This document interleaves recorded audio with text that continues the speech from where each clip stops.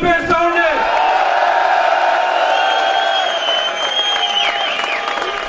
Ça fait chaud au cœur de voir les centaines de salariés de PSA Aulnay. Ça fait chaud au cœur de voir les camarades des usines du groupe de PSA, de Sochaux, de Rennes, de Poissy, de Saint-Ouen, de Vélizy, de la Galère et de Melun venir ici manifester avec nous en solidarité.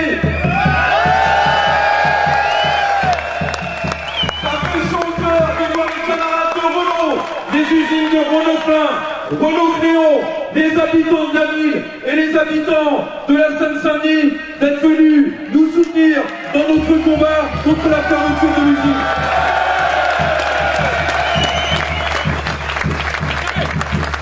Je tiens à remercier la municipalité d'Aulnay, les organisations syndicales et les partis politiques qui ont été invités, qui ont participé à ce soutien dans notre combat. Ça, c'est une bonne chose. Et vous savez, cette manifestation, eh bien, je peux vous l'annoncer, c'est un succès. On a rassemblé plus de 2000 manifestants dans les rues d'Aulnay.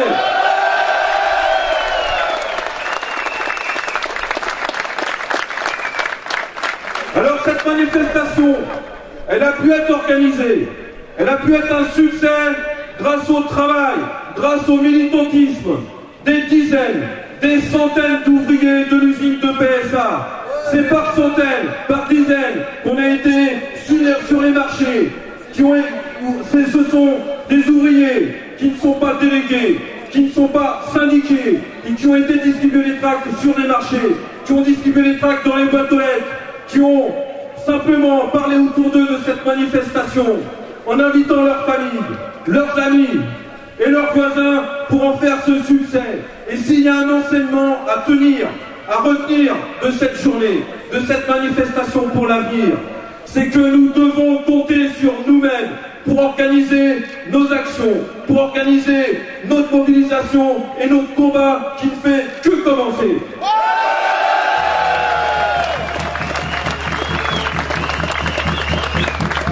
Vous savez, on a en face de nous la famille Peugeot, le groupe PSA qui est multimilliardaire. Alors il faut bien avoir conscience.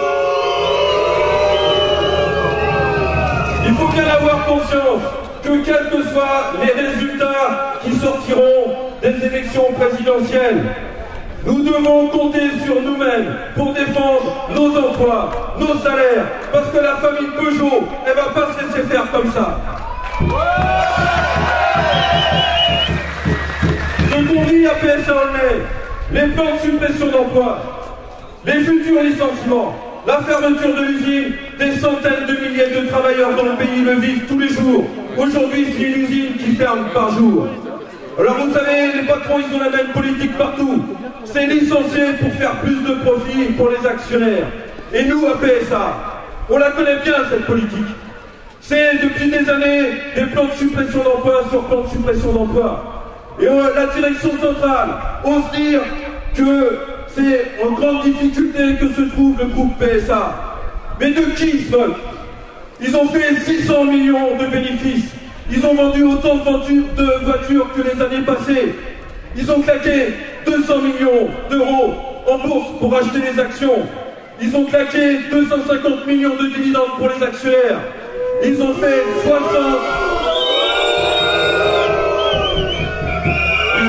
60 milliards de chiffre d'affaires. Et c'est sans compter ces fameux 11 milliards qu'ils ont en caisse. Alors quand Philippe Varin, le PDG du groupe PSA, vous savez, c'est l'homme qui gagne 9 000 € par jour, week-end compris. Vous savez, quand il dit que l'entreprise est en difficulté et que les caisses sont vides, eh bien c'est un menteur professionnel, ce Varin.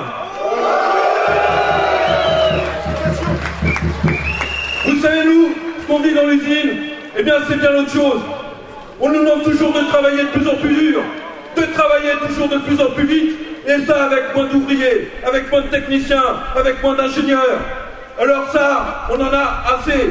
Et tout ça pourquoi? Pour s'entendre dire après les élections présidentielles que l'usine va fermer en 2014. Alors ça, il n'en est pas question. après Sifrance, après Le Jabi, après Petroplus, eh bien je vous garantis que nous, on n'est pas prêts d'accepter d'être les prochains sur la liste.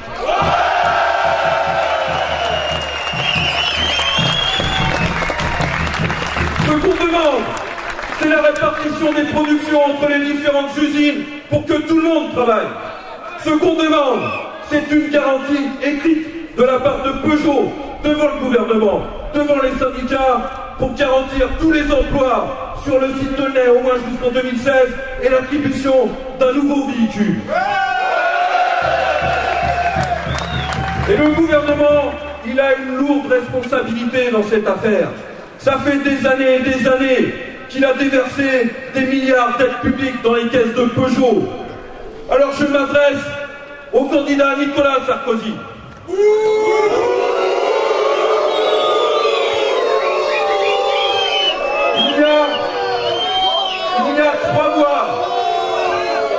Il y a 3 mois, jour pour jour, il a déclaré devant la France entière qu'il allait prendre en main le dossier de l'emploi chez PSA. Eh bien, il y a 2 mois, tous les salariés de l'usine, avec tous les syndicats, nous lui avons écrit un courrier pour lui demander d'intervenir. Jusqu'à maintenant, il ne nous a pas répondu. Alors moi,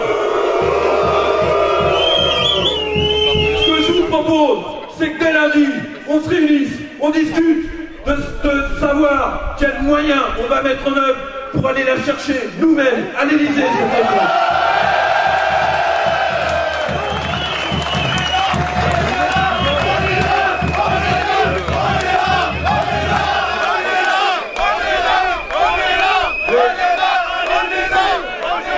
Vous savez, la seule garantie valable pour protéger nos emplois, pour protéger nos salaires, ça sera notre capacité à nous mobiliser.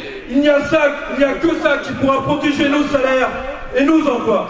Et ça, pour organiser cette mobilisation, eh bien il faut avant tout que l'on soit unis, au-delà de nos différences, que l'on soit de la CGT ou que l'on soit du SIA, que l'on soit de n'importe quel syndicat, que l'on soit ouvrier, technicien, ingénieur. Il faut qu'on construise une véritable forteresse dans cette usine. Il faut que Peugeot, il se dise que s'il nous attaque, eh bien il aura du fil à retordre.